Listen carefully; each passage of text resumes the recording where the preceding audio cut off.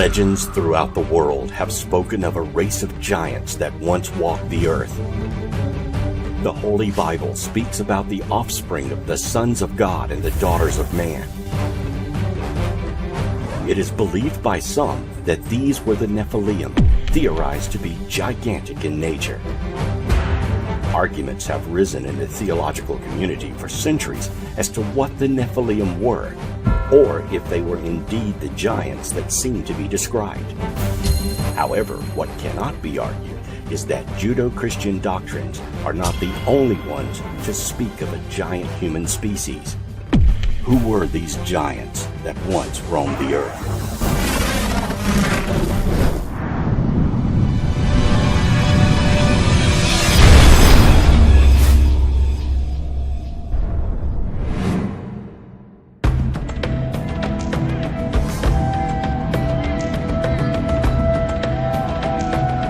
Before the Bible was even conceived of, there were oral histories passed down from generation to generation in Mesopotamia, Greece, Rome, Egypt, as well as America. Most of these legends speak of powerful gods and goddesses that were larger than life. History has relegated these legends to the myth status, and they are not seen as actual historical accounts. However, it is noteworthy that there were many of these legends all over the world at one point. How did so many different cultures who had nothing to do with each other end up with similar stories of giants? And is there evidence of the existence of giants available today? The legends of giants in Mediterranean countries were probably the most widely known and discussed. Beyond the biblical accounts, such as David and Goliath, there are the accounts of the Babylonian king Gilgamesh.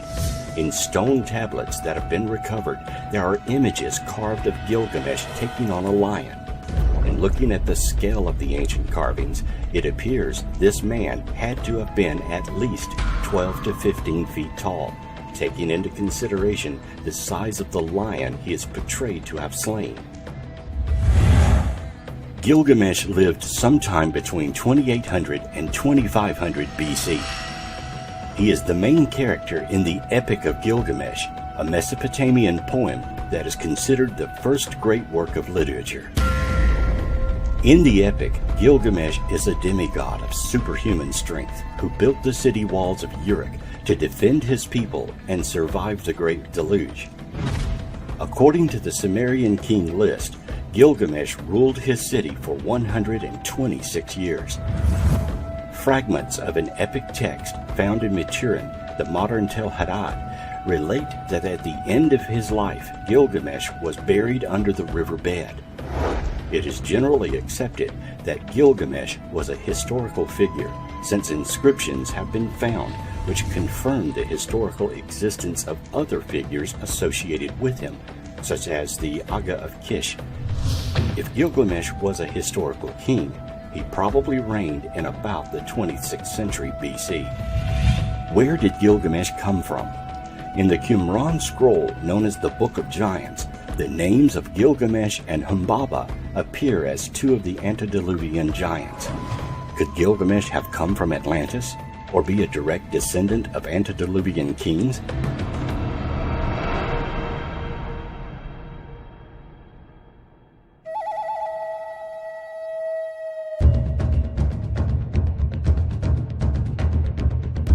If giants existed in the past, where is the evidence? You may be surprised to find that it's been and is being discovered all over the world. Skeletal remains of giants have been discovered throughout American history and even further back. According to Native American Paiute oral history, the Sitka are a legendary tribe whose mummified remains were allegedly discovered under 4 feet of guano by guano miners in what is now known as Lovelock Cave in Lovelock, Nevada. Several of the fiber sandals found in Lovelock Cave were remarkably large, and one reported at over 15 inches in length was said to be on display at the Nevada Historical Society's museum in Reno in 1952.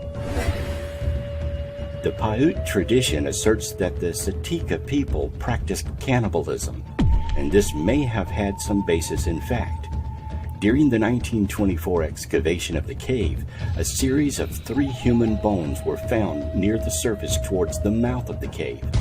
These had been split to extract the marrow, as animal bones were split, and probably indicate cannibalism during a famine.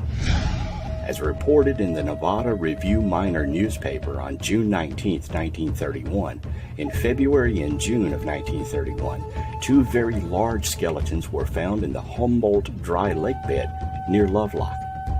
One skeleton was 8.5 feet tall and was later described as being wrapped in a gum-covered fabric not unlike Egyptian mummies. The other was almost 10 feet tall. It was said that all the tribes of the area stood together against these giants and chased them into a cave. The giants refused to leave the safety of the cave, so the Paiutes, along with other tribes, set the cave on fire. The cave then collapsed during an earthquake, sealing the entrance shut. When the area was mined for fertilizing materials, there were several fossils discovered in the early 1920s. Along with those fossils were the well-preserved human-like skeletons, 1 male and 1 female. The female was over 6 feet tall, and the male was over 8 feet tall. Along with the discovery of the skeletons, there were many other artifacts found, including a circular calendar that had the number of days and weeks of a year etched into it. In 1931, 2 more skeletons were discovered in Lockport, Nevada, that measured from 8 to 10 feet tall.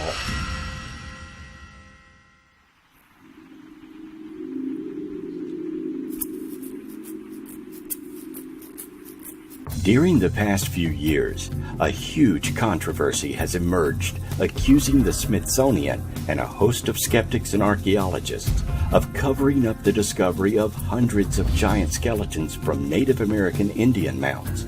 Jim Ferreira is one of the key people who began uncovering hundreds of newspaper accounts of giant skeletons. To date, Ferreira has pulled together about 1,500 accounts from newspapers and books published in the 1800s and early 1900s. One intriguing set of giant skeleton reports he found factual was the Arkansas Chickasaw Mound reports of many large skeletons found at the site. Many skeletons ranging from 8 to 9 feet in length had been found there. As late as 1976, a 7-foot-tall skeleton was found at the site. For the Smithsonian to have found skeletons that were 7 feet tall by chance alone is improbable. The height of many of the individuals entombed in ancient American mounds was far taller than the general populace, far beyond what could be explained by simple chance.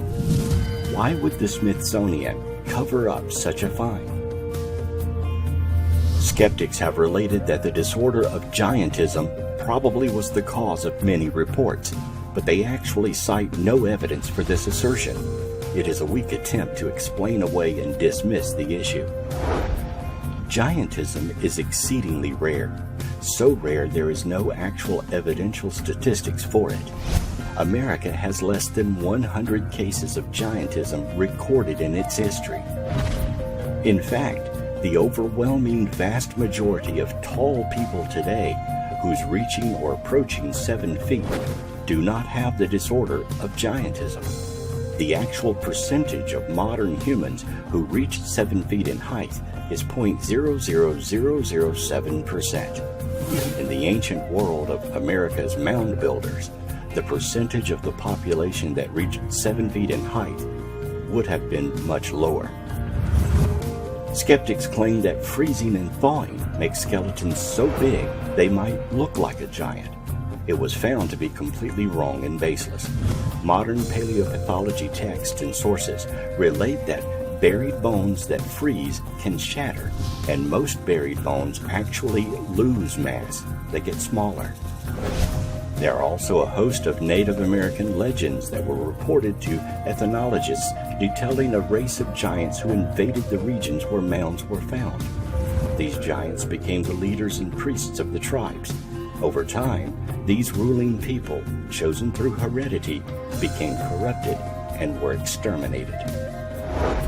You may be surprised at the number of giant skeletons that have been uncovered throughout modern history. There is a number of discoveries that didn't make it to mainstream historical knowledge. Large bones in stone graves in Williamson County and White County, Tennessee, were discovered in the 1800s. The average stature of these giants was 7 feet tall. Giant skeletons were found in the mid-1800s in New York State near Rutland and Rodman. In 1833, soldiers digging at Lompoc Ranchero, California, discovered a male skeleton 12 feet tall. The skeleton was surrounded by caved shells, stone axes, and other artifacts. The skeleton had double rows of upper and lower teeth. Unfortunately, this body was secretly buried because the local Indians became upset about the remains. A giant skull and vertebrae were found in Wisconsin and Kansas City as well. A giant found off the California coast on Santa Rosa Island in the 1800s was distinguished by its double row of teeth, common among giant skeleton finds. A 9-foot 8-inch skeleton was excavated from a mound near Brewersville, Indiana in 1879. Skeletons said to be of enormous dimensions were found in mounds near Zanesville, Ohio and Warren, Minnesota in the 1800s. In Clearwater, Minnesota, the skeletons of 7 giants were found in mounds. These had receding foreheads and complete double dentation, 2 rows of teeth. At La Crescent, Minnesota, mounds were found to contain giant bones. 5 miles north in Dreschbach, the bones of people over 8 feet tall were found.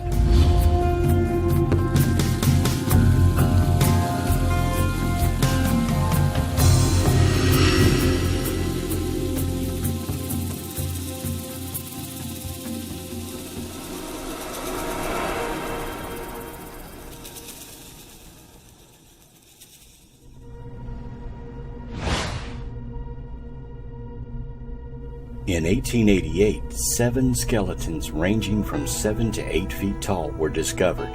Though they may seem like a lot, near Toledo, Ohio, 20 skeletons were discovered with jaws and teeth twice as large as those of present-day people.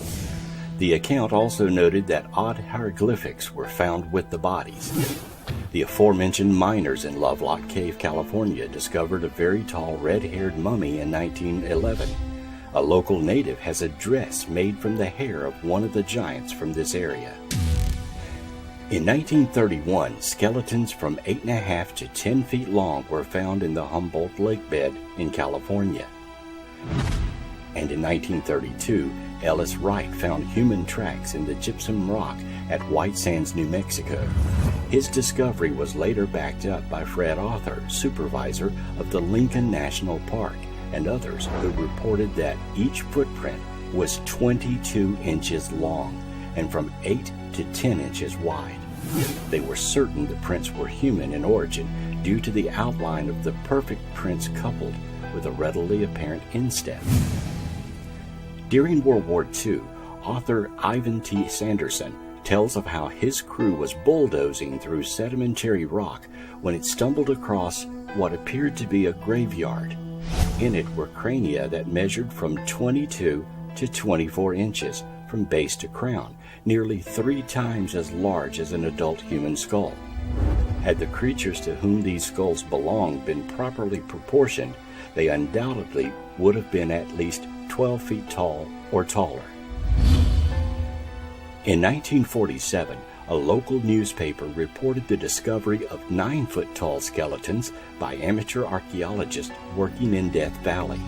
The archaeologists involved also claimed to have found what appeared to be the bones of tigers and dinosaurs with the human remains. And the Catalina Islands off California are the home of dwarf mammoth bones that were once roasted in ancient pit fires. These were roasted and eaten by human-like creatures who were giants with double rows of teeth.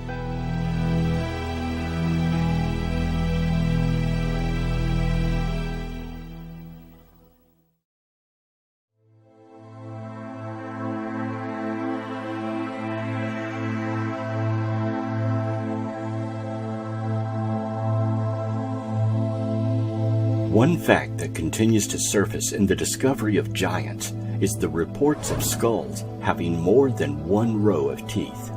According to a study on molecular genetics of supernumerary tooth formation, the cause of extra rows of teeth is genetic. Despite advances in the knowledge of tooth morphogenesis and differentiation, relatively little is known about the molecular mechanisms underlying supernumerary tooth formation. A small number of supernumerary teeth may be a common developmental dental anomaly, while multiple supernumerary teeth usually have a genetic component, and they are sometimes thought to represent a partial third dentation in humans.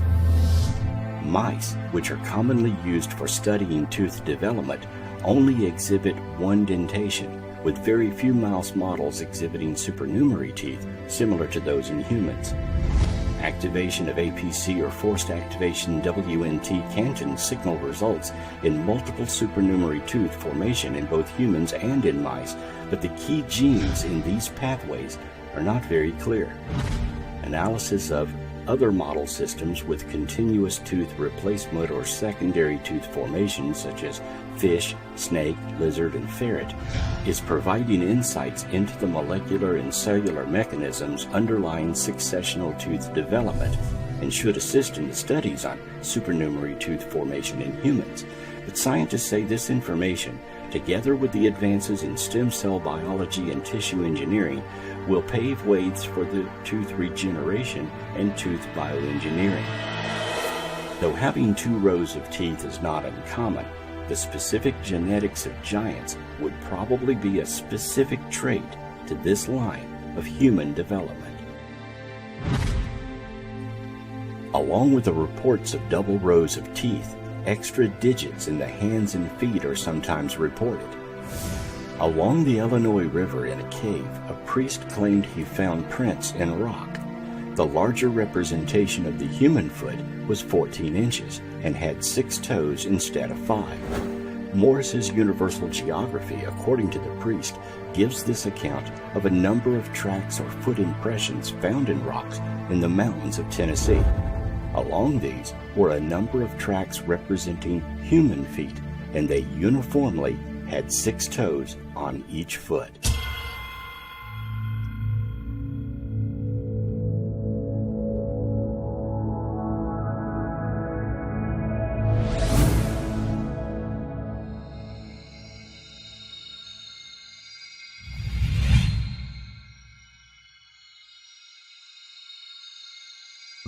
Scientists are stubbornly silent about lost races of giants, such as those found in burial mounds near Lake Devlin, Wisconsin, in May of 1912. The dig site at Lake Devlin was overseen by Beloit College, and it included more than 200 effigy mounds that proved to be classic examples of 8th century woodland culture. But the enormous size of the skeletons and elongated skulls found in May of 1912 did not fit very neatly into anyone's concept of a textbook standard. They were enormous. They were not average human beings. First reported on the 4th of May 1912 issue of the New York Times, the 18 skeletons found by the Peterson brothers on Lake Lawn Farm in southwest Wisconsin exhibited several strange and freakish features. Their heights ranged from 7.6 feet and 10 feet, and their skulls, presumably those of men, were much larger than the heads of any race which inhabit America today. They tend to have a double row of teeth, 6 fingers, 6 toes, and like humans, came in different races. The teeth in the front of the jaw were regular molars. Heads usually found were elongated and believed due to a longer than normal lifespan. The Lake Devlin find of May 1912 was only one of dozens of several finds that were reported in local newspapers from 1851 forward to the present day. It was not even the first set of giant skeletons found in Wisconsin. On the 10th of August of 1891, the New York Times reported that scientists from the Smithsonian Institute had discovered several large pyramidal monuments on Lake Mills near Madison, Wisconsin. Madison was, in ancient days, the center of a teeming population of over 200,000. the excavators found an elaborate system of defensive works which they named Fort Aztalan. The New York Times says the celebrated mounds of Ohio and Indiana can bear no comparison either in size, design, or the skill displayed in their construction with these gigantic and mysterious monuments of earth, erected we know not by whom and for what purpose we can only conjecture. On the 20th of December 1897, the Times followed up with a report on 3 large burial mounds that had been discovered in Maple Creek, Wisconsin. One had recently been opened.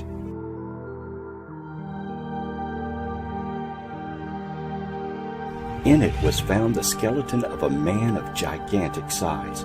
The bones measured from head to foot over 9 feet and were in a fair state of preservation. The skull was as large as a half-bushel measure. Some finely tempered rods of copper and other relics were lying near the bones.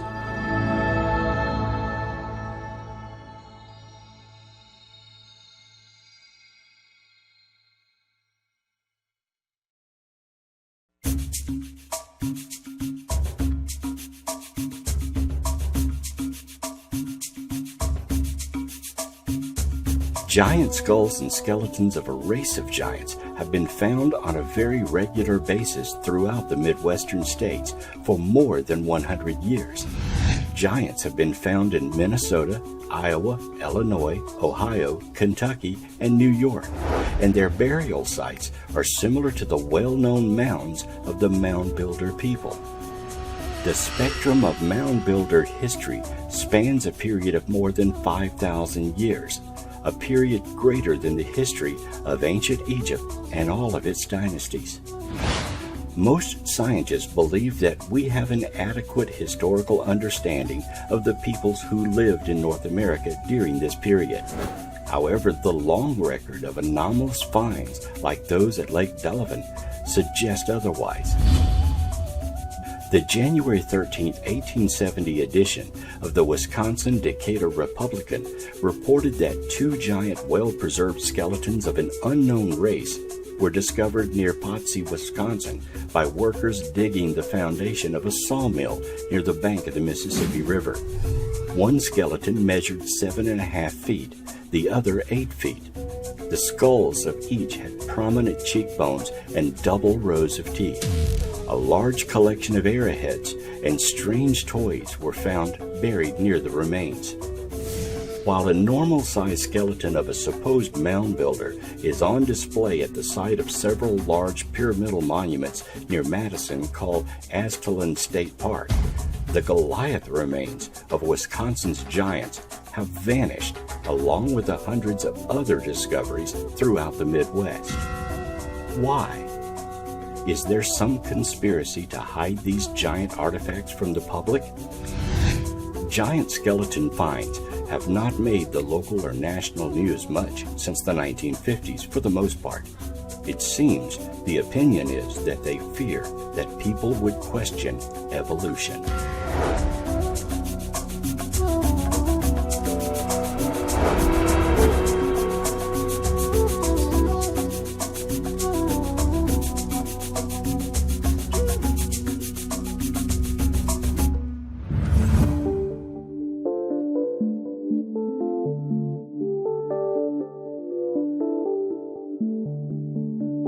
During the time of these discoveries, the Smithsonian was taking possession of nearly every giant skeleton found throughout the entire country, including the largest discovery of skeletons found in the Great Mound in Ohio. What the intent of the institution was for the giant skeletons has never been discovered, but several investigators today believe the Smithsonian was founded, at least in part, to take the skeletons and hide or destroy them, dumping some by the bargeful in the Atlantic Ocean. Why, one might ask? Some believe it was to hide the true history of the Earth, as giant skeletons were being discovered throughout the world in the late 1800s. And some believe it was to back up Darwin's theory of evolution. If such entities lived on Earth thousands of years ago, then Darwin's theory would be automatically called into question.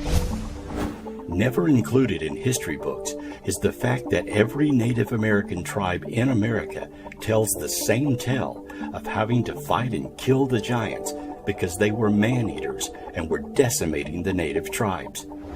Perhaps because the giants were so large, the tribes mounded dirt to bury them instead of digging graves, which would explain the hundreds, if not thousands, of mound burial sites throughout America. Giant skeletal remains have been found from Brooklyn, New York, to the Channel Islands off the coast of California. Most of the remains are mass burials with signs of violent death, as if a huge battle had been fought, then won, and the massacred buried deep in mounds to contain them. Most, if not all, of American history textbooks never mention Cahokia, America's greatest city for its time, a very large Indian trading city, 3.5 miles in size, on the site of where St. Louis now stands.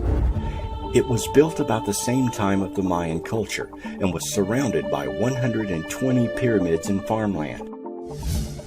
At its zenith, the city had 15,000 inhabitants, which compared to Paris population-wise at the time. The city existed at the same time of the mound builders, and it is surmised that they were the ones who built Cahokia. But the mystery remains, who were the mound builders? In 1170, a mysterious fire destroyed the city when it was rebuilt. Defense walls were built and new buildings, which were all smaller and fortified. The city was never populated or as powerful following that fire. No one knows how the fire started, but the homes that burned were built with thatched roofs and were easily destroyed. Archaeologists have surmised that rebels burned the town and instituted a sun imagery that was used thereafter. But if you put the pieces of this puzzle together, you might come up with an entirely different history. Considering the tales of modern Native Americans whose cultures related stories of the giants, you can imagine that they were the ones who burned Cahokia to destroy the giants within the city. When they rebuilt, the victorious Native Americans put up defenses and built much smaller homes to live in because they were not giants like their predecessors. The homes they built were more regulated in size and did not reflect the wealth and stature that the previous larger homes of the giants displayed.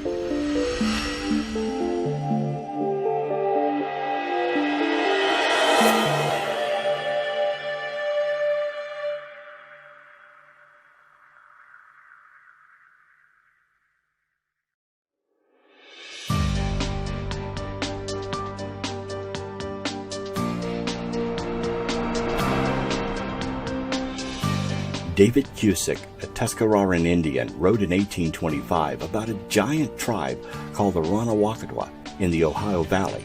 In his account, he wrote that other smaller tribes grew tired of the giants attacking them. So with a force of 800 warriors, they killed all the Ranawakadwan people. After that, there were no more giants anywhere. Cusick wrote that this happened 2,500 years before Columbus discovered America, about 1000 BC. The 1,000 giants who were massacred were laid together in heaps and covered with dirt, which again could explain the mound building prevalent in the Ohio Valley. One amazing fact withheld from history books is that virtually every explorer who came to the New World encountered giants. Amerigo Vespucci, Magellan, Coronado, de Soto, and Sir Francis Drake all claimed giant encounters. Historically supported by these eyewitness accounts of some of the world's most esteemed explorers of the time, these stories were also chronicled by the Spanish and other lesser-known explorers. Stories of giants that occupied Europe comes from the Middle Ages and involves a surprising figure, St. Christopher. While modern stories of St. Christopher simply make him out as an ordinary man, or perhaps a somewhat homely man, those who actually saw him had a different story. According to his peers, he was a giant belonging to a tribe of dog-headed cannibalistic giants. Jacques de Volney in the Golden Legend wrote of St. Christopher. He was of gigantic stature, had a terrifying mien, and was 12 cooties tall. A coodie is an ancient measurement equal to or larger than the English linear measurement of a foot. According to his ancient account, St. Christopher stood from 12 to 18 feet tall, a fact that had been hidden in or even erased from church history.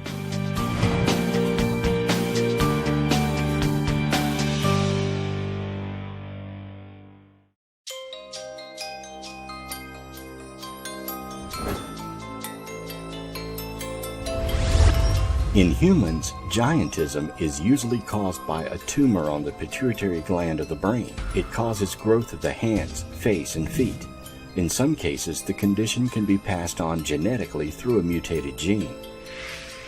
Many of those who have been identified with giantism have suffered from multiple health issues involving their circulatory or skeletal system.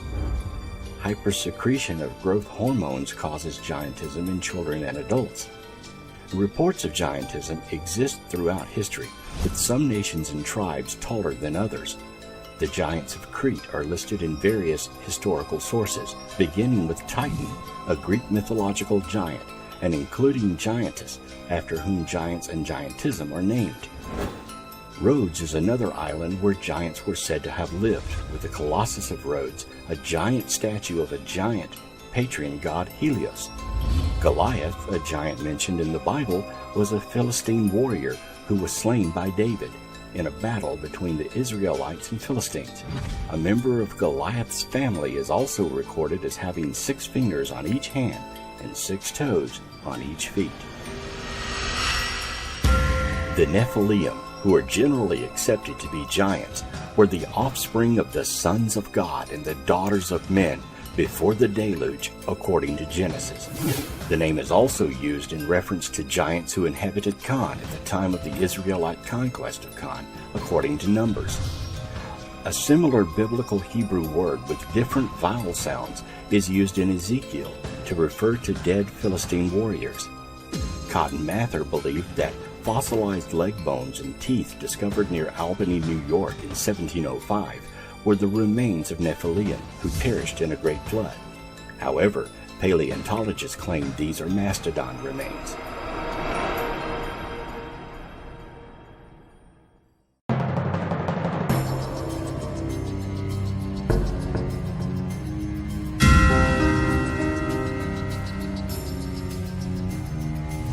Is it possible that ancient monuments found throughout the world were actually built by giants? Legend tells that Stonehenge may have such origins.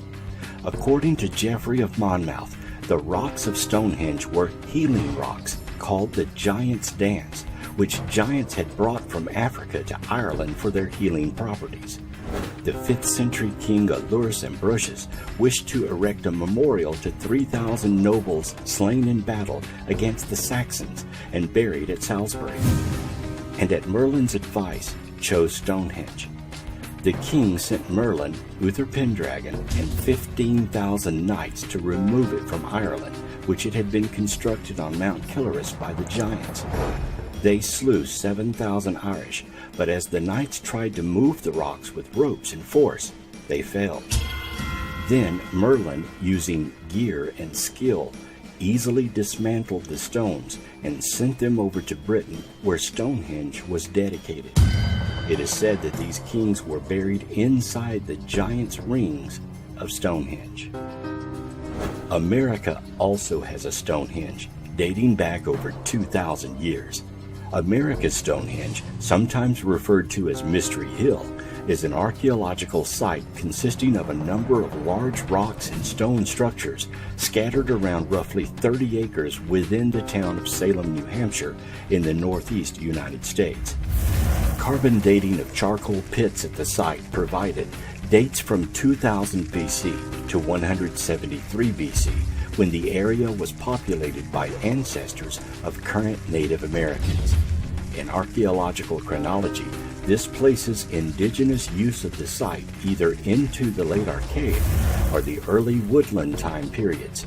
It would have been in use during the time of the giants. Bones and monuments are not the only evidence suggesting the existence of giants. Huge footprints have also been discovered. In 1897, the Los Angeles Herald revealed that laborers had discovered a fossil shoe print in solid rock. The imprint was that of a shoe with a high, narrow heel and a broad, flat sole. It was so clear in the fine-grained shell in which it was found that it looked as though the owner had unwittingly put his foot right in the soft mud a day or two before. Sandal or moccasin prints have also been seen in gypsum of the White Sands in New Mexico.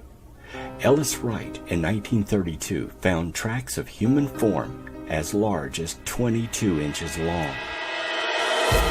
The White Sands were laid down as an ancient inlet sea gradually dried up around the time of the demise of the dinosaurs. The American anthropologist published an article in February 1896 of a large stone bearing the perfect imprint of a human foot, 14.5 inches long. It was shown to members of the Ohio State Academy of Science in 1896. The stone slab had been dug from the ground in a hill 4 miles north of Parkersburg, West Virginia, some 20 years earlier. In 1938, Dr. Wilbur Burroughs, head of the geology department at Berea College, Kentucky, announced that he had discovered 10 humanoid footprints in Carboniferous sandstone on a farm belonging to Mr. O. Fennell in the hills in the southern part of Rockcastle County. The prints were 9.5 inches long and 6 inches wide. The length between footprints was 18 inches. No marks of 4 feet or a tail were found. Infrared photography revealed that there were no signs of carving or artificial markings in or around the prints. A microscopic count of sand grains indicated that the material within the prints had been impacted and created as the result of force pressing down on the firmament while it was soft. These facts show that the prints were made by the natural result of pressure from the human foot, and in no way could have been duplicated by carving. The rock in which the prints were discovered was estimated to be 250 million years old. In recent years, the prints have been destroyed by vandals.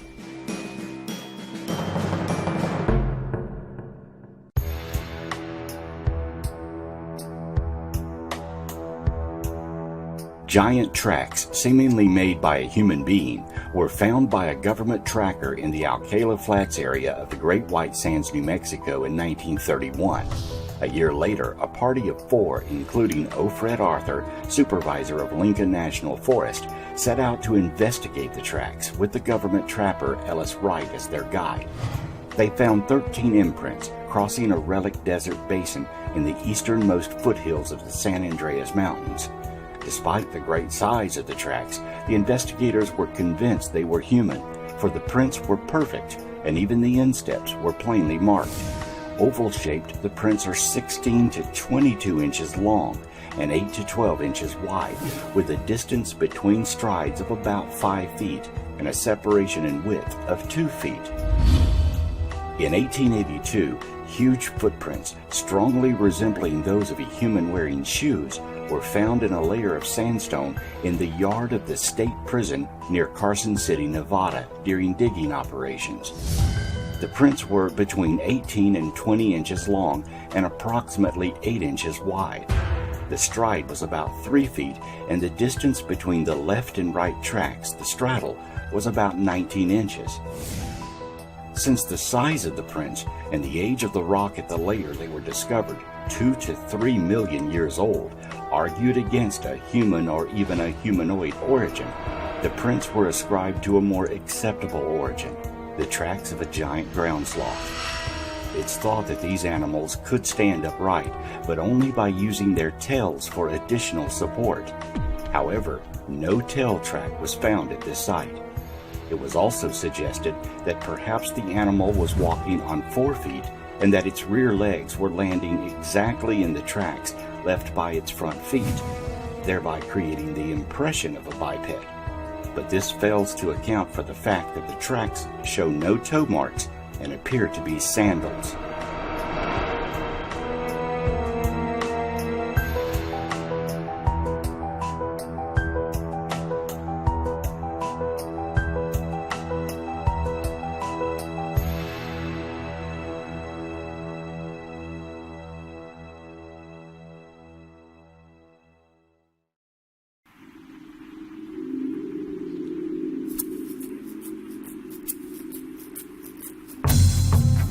What may well be the oldest fossil footprint ever discovered was found in 1968 by William J. Meister, an amateur fossil collector. If the print is what it appears to be, the impression of a sandaled shoe crushing a trilobite, it would have had to have been made 300 to 600 million years ago, and would be sufficient to either overturn all conventionally accepted ideas of human and geological evolution, or to prove that a shoe-wearing biped from another world had once visited this planet. Meister made his potentially disturbing find during a rock and fossil hunting trip to Antelope Spring, 43 miles west of Delta, Utah. His party had already discovered several fossil trilobites when Meister split open a rock with his hammer and made the outrageous find. The rock fell open like a book, revealing on one side the footprint of a human with trilobites right in the footprint itself. The other half of the slab of the rock showed an almost perfect mold of the footprint in fossils. Amazingly, the human was wearing a sandal. Trilobites are small marine invertebrates, the relatives of today's shrimp and crabs, that flourished for over 320 million years before becoming extinct 280 million years ago.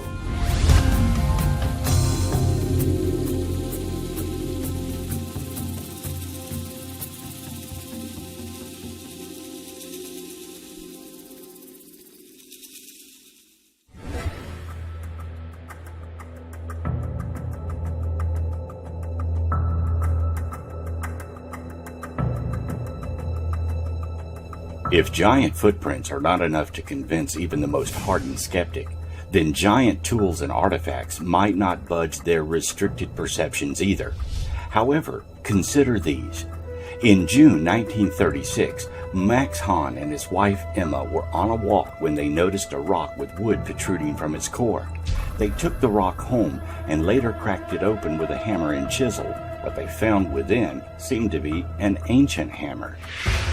A team of archaeologists checked it and determined the rock encasing the hammer was dated back more than 400 million years. The hammer itself turned out to be more than 500 million years old, according to the same measurement. Apparently, it's so old that a section of the handle had begun the transformation to coal. The hammer's head, made of more than 96% iron, is far more pure than anything nature could have achieved without an assistance from technology. There have been a number of intriguing finds in Indiana over the years, including the discovery of 8 skeletons, one clad in copper armor, buried in a perfect circle.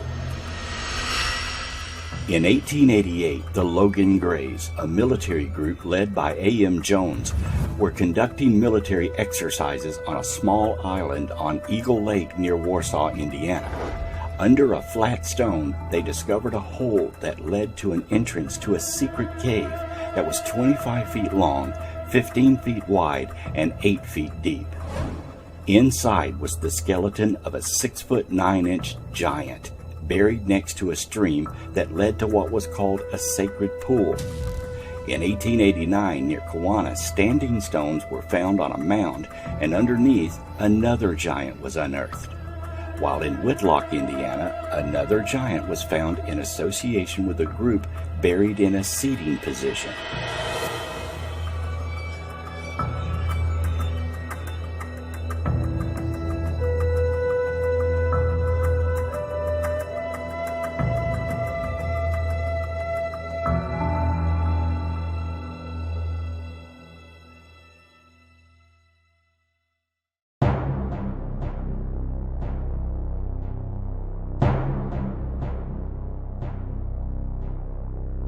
One of the largest finds on record was reported in A History of Jennings County, Indiana, published in 1885. It was reported that in 1881, a 9-foot-tall skeleton was unearthed in a local mound, along with the body of a blond-haired child. And finally, in 1912, an enormous jaw was dug up that had double rows of teeth, a unique characteristic of some giants discovered in other parts of the country as well. What is believed to be the largest Indian stone axe in existence is among the collections of the Missouri Historical Society. The axe is made of granite. It measures 28 inches in length, 14 inches in width, and 11 inches in thickness, and weighs more than 300 pounds. When found, the pointed end was embedded in a small mound of boulders and pebbles, with the body and head of the axe exposed, the whole apparently forming a shrine or altar. The axe resembles a tomahawk pipe. Its upper end or head is slightly hollowed out, and in this depression was ceremoniously placed a small quantity of tobacco. A well-beaten moccasin trail led up the incline of the eminence in which the shrine stood, indicating that the place had long been used for religious purposes. According to Chippewa tradition, the axe has been held in veneration by these Indians from time immemorial. The Guadalupe woman is a well-authenticated discovery which has been in the British Museum for over half a century. In 1812, on the coast of the French Caribbean island of Guadalupe, a fully human skeleton was found, complete in every aspect except for the feet and head. It belonged to a woman about 5 foot 2 inches tall.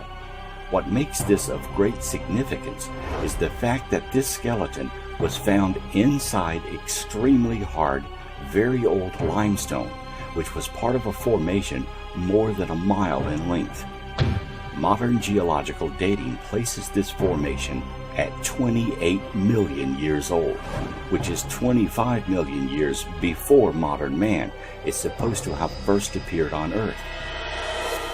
Since such a date for a regular person does not fit evolutionary theory, you will not find Guadalupe woman mentioned in any hominid textbooks. To do so would be to disprove evolutionary dating of rock formations. When the 2-ton limestone block containing Guadalupe woman was first put on exhibit in the British Museum in 1812, it was displayed as proof of the Genesis flood. But that was 20 years before Lyell and nearly 50 years before Darwin. In 1881, the exhibit was quietly taken down to the basement and remains there to this day.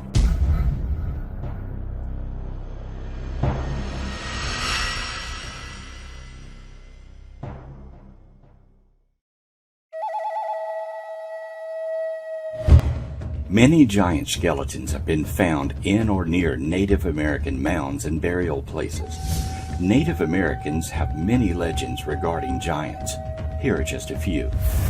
The Apache have a legend about Big Owl, a malicious and dangerous giant often used as a boogeyman in children's stories. In some Apache tribes, Big Owl also plays a more important mythological role as an early adversary of the War Twins. Like other legendary Apache beings, Big Owl is sometimes described as having a human form, in this case a man-eating orc, and other times an animal form such as a large horned owl large enough to carry off a child. Kiwaka are the evil man-eating ice giants of southern Wabanaki legends. According to most legends, Kiwaka was once a human being who either became possessed by an evil spirit or committed a terrible crime, especially cannibalism or withholding food from a starving person, causing his heart to turn to ice.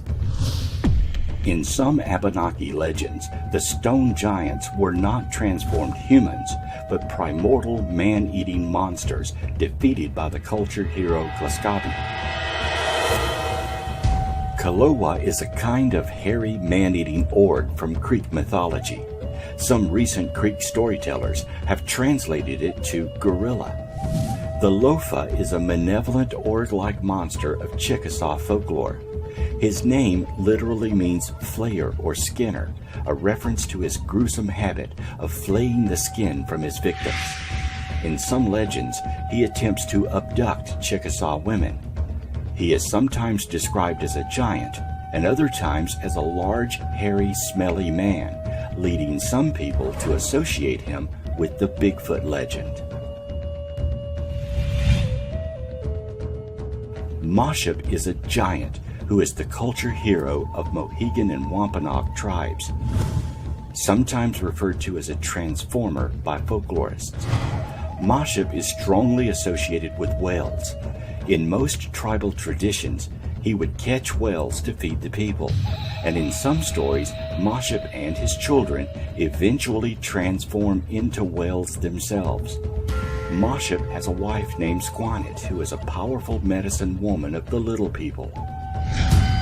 The Champé is a malevolent orc-like monster of Chickasaw folklore. In some legends, he attempts to abduct Choctaw women.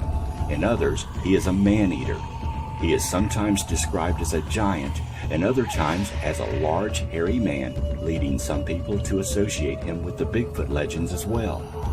His most salient feature is his smell. Champé's smell is so overpowering that a person cannot bear to be around him, making him difficult to fight. Stoneclad is a monster from Cherokee folklore.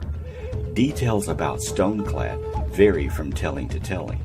In some versions there is only one, while in other versions there is a whole race of Stoneclads. He is a stone-skinned giant like the stone coats of the northern Iroquois tribe. In all cases, he has rock-like plates of armor that protect him from fire, cold, and weapons.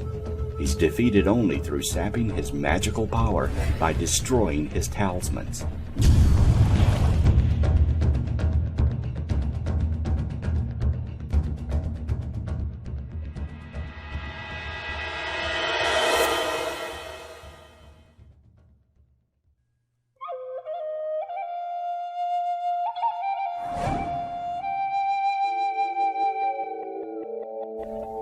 Of course, many native legends could simply be stories made up to keep children in line, but most historians will tell you that legends are usually rooted in some truth. Native Americans who encountered giants would create stories to pass the incidents down in oral tradition. With the discovery of so many giant skeletons unearthed in the United States, it would have been impossible for Native Americans to have never encountered them. There is strong evidence that Native American folklore about giants is true. 7-foot-tall skeletons have been found in burial mounds of southeast towns that were home to the ancestors of the Creek Indians. As European settlers pushed across North America, newspapers printed stories about the discovery of giant skeletons. Some were described as being normal human beings, but very tall. Others had skulls with more primitive features. The most credible stories of giant skeletons were concentrated in the Appalachians, Cumberland Plateau, and Ohio Basin. They were typically found in graves lined with stone slabs or fieldstones, known as the stone box grave culture. In 1821, 7-foot-tall skeletons in stone-lined sarcophagus were found in a White County, Tennessee burial area. Legends from Midwest tribes tell of lightly pigmented yellow or red-haired giants living around the Great Lakes or southern Canada. Occasionally, these giants traveled south into their territories. While some encounters were benign, others resulted in warfare. The Cherokees claim to have killed the last tall white Indians while still living in Kentucky and West Virginia. Western pioneers sometimes found what they assumed were giant fossilized human skeletons along exposed banks and in caves. They described these skeletons as much thicker than modern humans. Some claimed the skulls had double rows of teeth. Several Western tribes tell of past confrontations with lightly pigmented giants with either blonde or red hair. The Paiutes claimed that the giants were cannibals who hunted Paiutes for food. They repeatedly attacked the giants until their numbers dwindled. The surviving giants were cornered in a cave, then either shot with arrows or asphyxiated by setting a fire at the entrance.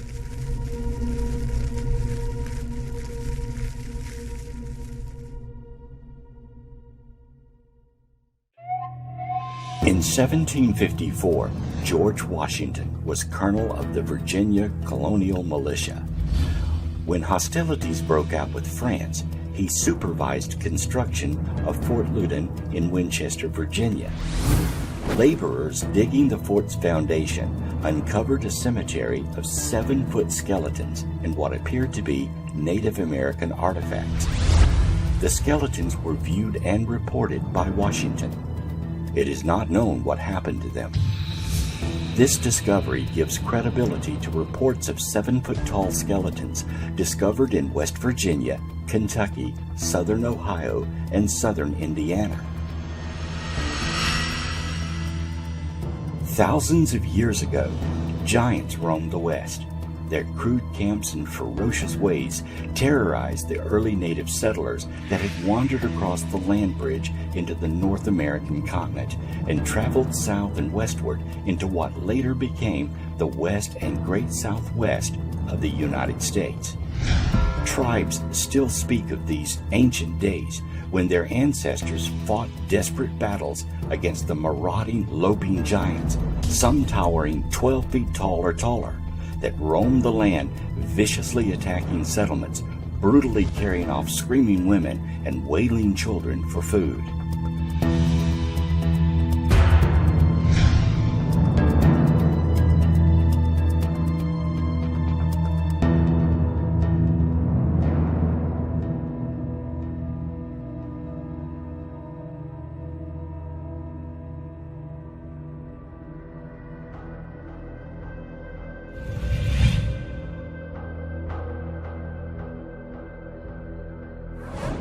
Of all the Indian mounds that exist today, most have barely been investigated.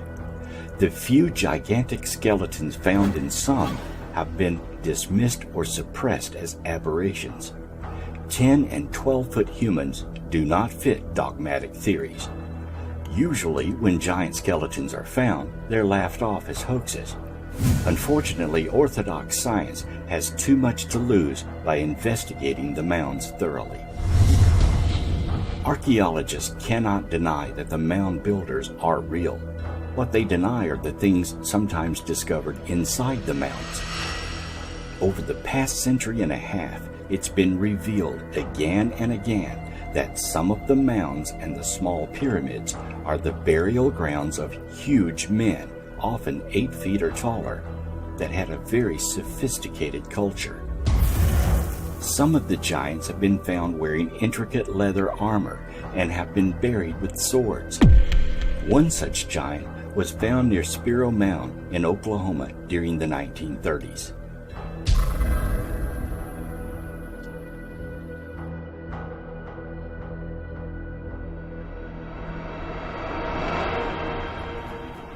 Who were these mysterious people that roamed America long before the woolly mammoths became extinct? Were they our ancestors or another race of giant humans from a civilization that predates our own? From the time settlers first set foot on American soil, we have been finding evidence of giants. Most of this evidence has been destroyed or sequestered away in order to either hide the truth or make it difficult to quantify artifacts and harder to study. There does appear to be a conspiracy to shelter evidence of giants, and it has been going on since science has been aware of the bones and materials associated with these anomalies. Our whole history would change if all the evidence of giants could be revealed. Perhaps our civilization is not yet ready to accept the existence of those lofty beings that roamed the earth centuries ago. Or perhaps others have made that decision for us, and we are left with only scant remnants of a civilization larger than life. Eventually, more evidence and artifacts will be discovered.